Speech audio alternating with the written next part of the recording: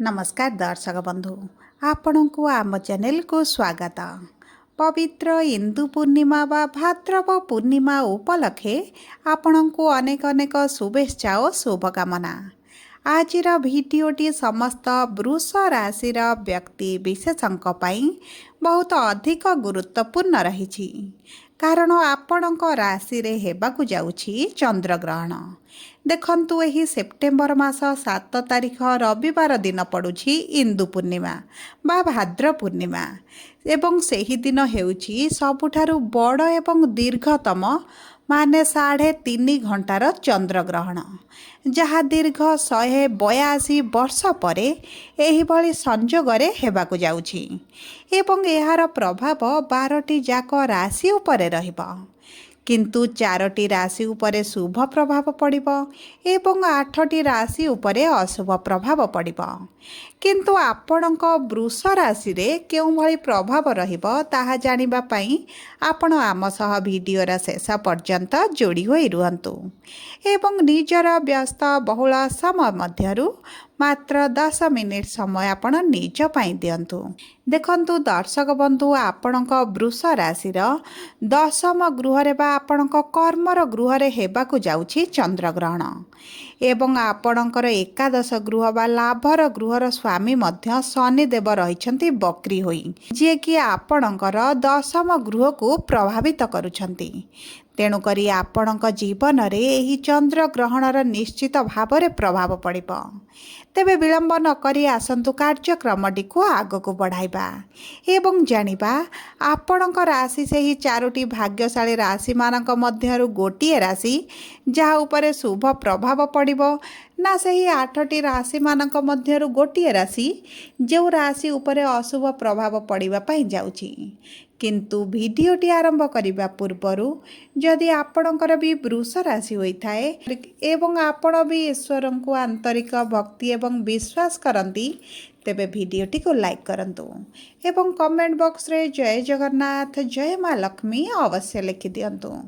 ता सहित आपणक मनरे जहाँ भी प्रश्न रही जहाँ भी द्वंद्व रही आपण कमेंट बॉक्स रे लिखि जणांतु आमे आपणक प्रश्नर उत्तर देवाई यथा संभव प्रयास करिबु।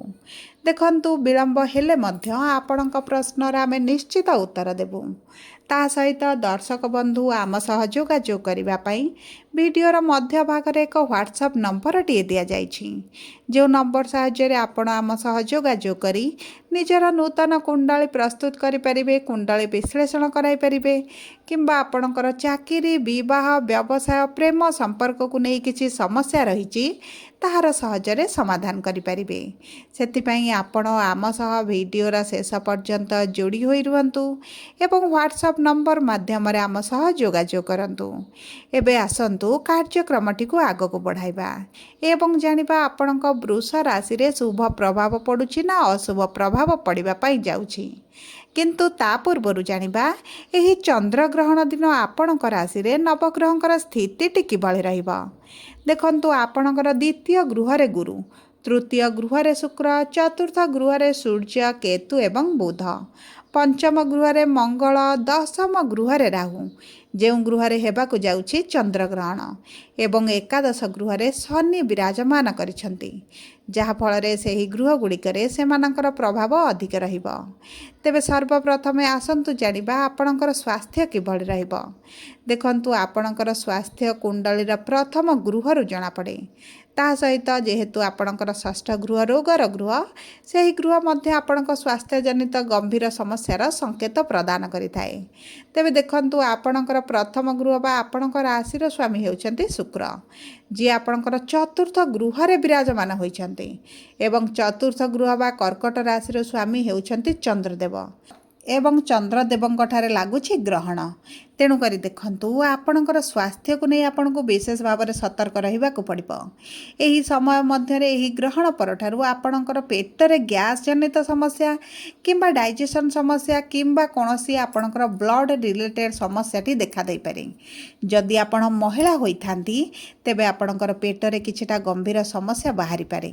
विशेष भाव में आपणक गर्भाशय को नहीं हेउ किंबा आपणकर परिस्रा जनित कौनसी इन्फेक्शन हेउ ଯେକୌଣସି ଏକ ସମସ୍ୟା ଆପଣଙ୍କର ଦେଖାଦେଇପାରେ। ଯଦି ବି ପୂର୍ବରୁ ଆପଣଙ୍କର କିଛି ଏହିଭଳି ସମସ୍ୟା ଥିଲା ତେବେ ତାହା ପୁନର୍ବାର ବାହାରିବାର ମଧ୍ୟ ସମ୍ଭାବନା ଅଛି। ସେଥିପାଇଁ ଆପଣଙ୍କ ସ୍ୱାସ୍ଥ୍ୟକୁ ବିଶେଷ ଭାବରେ ଜଗିବାକୁ ପଡ଼ିବ। ତାହା ସହିତ ଦେଖନ୍ତୁ, ଯେହେତୁ ଆପଣଙ୍କ ତୃତୀୟ ଗୃହ ହେଉଛି ଚନ୍ଦ୍ରମାଙ୍କର ଗୃହ, ଆପଣଙ୍କର କାନ୍ଧରେ ଅଣ୍ଟାରେ କିଛିଟା ପେନ୍ ମଧ୍ୟ ଦେଖାଦେଇପାରେ। ବିଶେଷ ଭାବରେ ଆପଣଙ୍କର ଅସ୍ଥି ସମ୍ବନ୍ଧିତ ସମସ୍ୟା ଟିକେ ବାହାରିପାରେ। ସେଥିପ୍ରତି ମଧ୍ୟ ଆପଣ ଟିକେ ସଚେତନ ହୋଇ ରୁହନ୍ତୁ। ଯଦି ଆମେ ଦେଖିବା ଆପଣଙ୍କର ଶିକ୍ଷା କ୍ଷେତ୍ରକୁ, ତେବେ ଶିକ୍ଷାର ଗୃହକୁ ସୂର୍ଯ୍ୟ ଗୋଚର କରୁଛନ୍ତି। ବିଦ୍ୟାର୍ଥୀମାନଙ୍କ ପାଇଁ ଏହି ଗ୍ରହଣ ପରଠାରୁ, ବିଶେଷ ଭାବରେ ଏହି ସେପ୍ଟେମ୍ବର 15 ପରଠାରୁ ବହୁତ ଭଲ ସମୟ ରହିବ। ଆପଣ ଯଦି ପରୀକ୍ଷା ଦେଉଛନ୍ତି ଗଭର୍ଣ୍ଣମେଣ୍ଟ ଚାକିରି ପାଇଁ, ଇଣ୍ଟରଭ୍ୟୁ ଦେଉଛନ୍ତି, ଏଣ୍ଟ୍ରାନ୍ସ ଦେଉଛନ୍ତି, ତେବେ ଆପଣ ଜାଣି ରଖନ୍ତୁ ଯେ ଆପଣଙ୍କର ଗଭର୍ଣ୍ଣମେଣ୍ଟ ଚାକିରି ହେବା ପାଇଁ ପ୍ରବଳ ଯୋଗ ବନୁଛି। କାରଣ ସୂର୍ଯ୍ୟ 16 ତାରିଖ ଦିନ ଆପଣଙ୍କର ପଞ୍ଚମ ଗୃହକୁ ଗୋଚର କରିବେ ଏବଂ ସେହି ଗୃହରେ ବିରାଜମାନ କରି ଗଭର୍ଣ୍ଣମେଣ୍ଟ ଚାକିରିର ଯୋଗ ବନାଇବେ। ଯଦି ଆପଣଙ୍କ କୁଣ୍ଡଳୀ ସପୋର୍ଟ କଲା, ଆପଣଙ୍କ କୁଣ୍ଡଳୀରେ ଗଭର୍ଣ୍ଣମେଣ୍ଟ ଚାକିରିର ଯୋଗ ବନିଲା, ତେବେ ଆପଣଙ୍କର ନିଶ୍ଚିତ ଚାକିରି ହୋଇଯିବ। ଯଦି ଆପଣଙ୍କ କୁଣ୍ଡଳୀରେ ଗଭର୍ଣ୍ଣମେଣ୍ଟ ଚାକିରିର ଯୋଗ ନାହିଁ, ତେବେ ଆପଣ ଯେତେ ପରିଶ୍ରମ କଲେ ମଧ୍ୟ ଅସଫଳତା ପ୍ରାପ୍ତି କରିବେ। ସେଥିପାଇଁ କୁଣ୍ଡଳୀ ବିଶ୍ଳେଷଣ କରାନ୍ତୁ, ଜାଣନ୍ତୁ ଆପଣଙ୍କର ସରକାରୀ ଚାକିରି ହେବ ବା ହେବ ନାହିଁ। ଯଦି ଆମେ ଦେଖିବା ଆପଣଙ୍କର ଆର୍ଥିକ ସ୍ଥିତିକୁ, ତେବେ ଦେଖନ୍ତୁ ଆପଣଙ୍କର ଦ୍ୱିତୀୟ ଗୃହରେ ଦେବଗୁରୁ ବୃହସ୍ପତି ବିରାଜମାନ କରିଛନ୍ତି ଏବଂ ଲାଭର ଗୃହରେ ଶନି ବିରାଜମାନ କରିଛନ୍ତି। ଦେଖନ୍ତୁ, ଏହି ସମୟ ମଧ୍ୟରେ ଆପଣଙ୍କର ସେଭିଙ୍ଗସ୍ ଯଦି ଅର୍ଥ କିଛି ରହିଛି ତାକୁ ଭାଙ୍ଗିବା ପାଇଁ ପଡ଼ିପାରେ। ସେଭିଙ୍ଗସ୍କୁ ଉଠାଇବାକୁ ପଡ଼ିପାରେ, କାରଣ ଆପଣଙ୍କର ଖର୍ଚ୍ଚ ବଢ଼ିପାରେ କିମ୍ବା ଆପଣଙ୍କର ଇନକମ୍ କିଛି ମାତ୍ରାରେ କମ୍ ହୋଇପାରେ। ସେଥିପାଇଁ ଆପଣଙ୍କର ଅର୍ଥଜନିତ ସମସ୍ୟା ଆପଣ ଦେଖିପାରନ୍ତି। ଉଚ୍ଚ ନିଚ ଭଳି ପରିସ୍ଥିତି ମଧ୍ୟ ଆସିପାରେ। ଯଦି ଆପଣ କୌଣସି ସ୍ଥାନରେ ଅର୍ଥ ବିନିଯୋଗ କରିବା ପାଇଁ ଚାହୁଁଛନ୍ତି, ବିଶେଷ ଭାବରେ ଆପଣ ଯଦି କୌଣସି ରିଅଲ୍ ଇଷ୍ଟେଟ୍ ବିଜନେସ୍ରେ ଅର୍ଥ ଲଗାଉଛନ୍ତି କିମ୍ବା ଆପଣ କୌଣସି ବଡ଼ ସଂସ୍ଥା ଗୁଡ଼ିକରେ ଅର୍ଥ ବିନିଯୋଗ କରୁଛନ୍ତି, ତେବେ ଦେଖନ୍ତୁ ଆପଣ କାଗଜପତ୍ରର କାରବାର କରିବା ପୂର୍ବରୁ ଭଲ ଭାବରେ ପଢ଼ି ବୁଝି ବିଚାରି ଅର୍ଥ ଲଗାନ୍ତୁ। ନଚେତ୍ ଆପଣଙ୍କର ଅର୍ଥ ହାନି ହେବାର ବହୁତ ଅଧିକ ସମ୍ଭାବନା ଦେଖାଯାଉଛି। କୌଣସି ଛୋଟ ଛୋଟ ସଂସ୍ଥାରେ ଅର୍ଥ ବିନିଯୋଗ କରିବା ପୂର୍ବରୁ ଯଦି ଆପଣ ଭଲ ଭାବରେ ବୁଝି ସୁଝି ଲଗାନ୍ତି, ତେବେ ଆପଣଙ୍କର ଅର୍ଥ ହାନିକୁ ଆପଣ ରୋକିପାରିବେ। ଯଦି ଆମେ ଦେଖିବା ଆପଣଙ୍କର ବିବାହର ଯୋଗକୁ, ତେବେ ଦେଖନ୍ତୁ ଆପଣଙ୍କର ବିବାହର ଯୋଗ କୁଣ୍ଡଳୀର ସପ୍ତମ ଗୃହରୁ ଜଣାପଡ଼େ ଏବଂ ସପ୍ତମ ଗୃହର ସ୍ୱାମୀ ହେଉଛନ୍ତି ମଙ୍ଗଳ, ଯିଏ ଆପଣଙ୍କର ଷଷ୍ଠ ଗୃହରେ ରହିବେ। ତେଣୁକରି ଦେଖନ୍ତୁ, ଗୁରୁ ଯେହେତୁ ଆପଣଙ୍କର ଦ୍ୱିତୀୟ ଗୃହରେ ବସିଛନ୍ତି ଏବଂ ମଙ୍ଗଳ ଆପଣଙ୍କର ଷଷ୍ଠ ଗୃହରେ ଅଛନ୍ତି, ଦେଖନ୍ତୁ ଏହି ସମୟ ମଧ୍ୟରେ ବିବାହ ପାଇଁ ଏତେ ଭଲ ଯୋଗ ବନୁନାହିଁ। କାରଣ ଆପଣଙ୍କର ଭଲ ଯୋଗ ଆସିବ ଅକ୍ଟୋବର ମାସ ପ୍ରାରମ୍ଭରୁ, କାରଣ ଆପଣଙ୍କର ମଙ୍ଗଳ ସପ୍ତମ ଗୃହକୁ ଗୋଚର କରିବେ। ତେଣୁକରି ଯଦି ଆପଣ ବିବାହର ଯୋଜନାରେ ଅଛନ୍ତି, ବିବାହ ପାଇଁ ପ୍ଲାନିଂ କରୁଛନ୍ତି, ତେବେ ଆପଣ କୁଣ୍ଡଳୀ ବିଶ୍ଳେଷଣ କରି ଏବଂ ଜାଣନ୍ତୁ ଆପଣଙ୍କର ବିବାହର କୁଣ୍ଡଳୀରେ ଯୋଗ ଆସିଲାଣି କି ନାହିଁ, ରବି ସୁଧୁ ଗୁରୁ ପାଇଲାଣି କି ନାହିଁ, କିମ୍ବା ଆପଣଙ୍କର ଗୁରୁଙ୍କର ସ୍ଥିତି କୁଣ୍ଡଳୀରେ ଭଲ ଅଛି କି ନାହିଁ।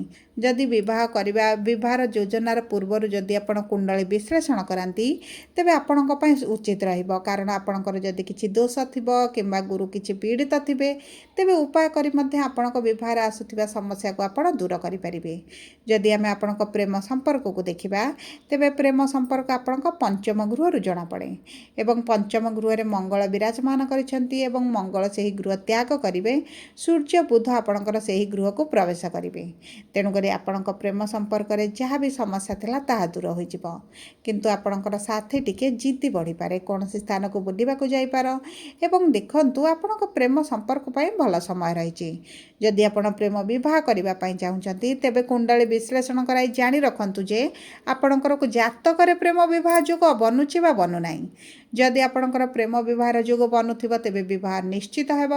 ଯଦି ଆପଣଙ୍କର ପ୍ରେମ ବିବାହର ଯୋଗ ବନୁନଥିବ, ତେବେ ଯେତେ ଭଲ ମଧୁର ସୁସମ୍ପର୍କ ହେଲେ ମଧ୍ୟ ବିବାହରେ କିଛି ନା କିଛି ବାଧା ବିଘ୍ନ ଅର୍ଚ୍ଚନା ଆସିପାରେ ଏବଂ ବ୍ରେକଅପ୍ ଭଳି ପରିସ୍ଥିତି ମଧ୍ୟ ସୃଷ୍ଟି ହୋଇପାରେ। ସେଥିପାଇଁ ଆପଣ ନିଜ କୁଣ୍ଡଳୀକୁ ବିଶ୍ଳେଷଣ କରାନ୍ତୁ, ଜାଣନ୍ତୁ ଆପଣଙ୍କର ପ୍ରେମ ବିବାହର ଯୋଗ ଅଛି ବା ନାହିଁ ବୋଲି। ଯଦି ଆମେ ଆପଣଙ୍କର କର୍ମକ୍ଷେତ୍ରକୁ ଦେଖିବା, ତେବେ ଦେଖନ୍ତୁ କର୍ମର ଗୃହରେ ହେବାକୁ ଯାଉଛି ଚନ୍ଦ୍ରଗ୍ରହଣ। ଏହି ସମୟ ମଧ୍ୟରେ ଆପଣଙ୍କ କର୍ମକ୍ଷେତ୍ରରେ କିଛିଟା ସମସ୍ୟା ବଢ଼ିପାରେ। କାର୍ଯ୍ୟର ଭାର ଆପଣଙ୍କ ଉପରେ ଅଧିକ ଆସିପାରେ।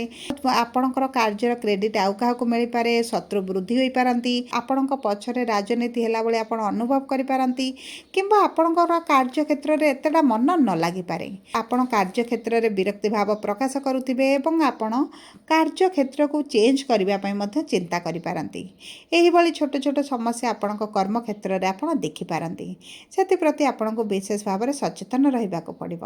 ସେଥିପାଇଁ ଆପଣ ନିଜର ଅଶୁଭତ୍ୱକୁ ଦୂର କରିବା ପାଇଁ ଆପଣ ଏହି ଚନ୍ଦ୍ରଗ୍ରହଣ ଦିନ ସନ୍ଧ୍ୟା ସମୟରେ ଦୁଆର ମୁଣ୍ଡରେ ଦୀପ ପ୍ରଜ୍ୱଳିତ କରନ୍ତୁ ଏବଂ ସନ୍ଧ୍ୟା ସମୟରେ ଚନ୍ଦ୍ରମାଙ୍କର ବୀଜ ମନ୍ତ୍ର 108 ଥର ପାଠ କରନ୍ତୁ।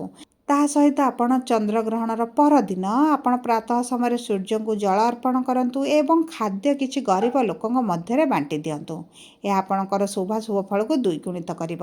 ଯଦି ଆପଣଙ୍କର ବୃଷ ରାଶି ହୋଇଥାଏ, ଭିଡ଼ିଓଟି କିଭଳି ଲାଗିଲା କମେଣ୍ଟ ବକ୍ସରେ ଲେଖି ଜଣାନ୍ତୁ। ଯଦି ଆପଣଙ୍କ ପ୍ରିୟଜନଙ୍କର ବୃଷ ରାଶି ହୋଇଥାଏ, ଭିଡ଼ିଓଟି ତାଙ୍କ ସହ ସେୟାର କରନ୍ତୁ। ଯଦି ପ୍ରଥମ ଥର ଆମ ଚ୍ୟାନେଲକୁ ଆସିଛନ୍ତି, ଚ୍ୟାନେଲଟିକୁ ସବସ୍କ୍ରାଇବ୍ କରନ୍ତୁ।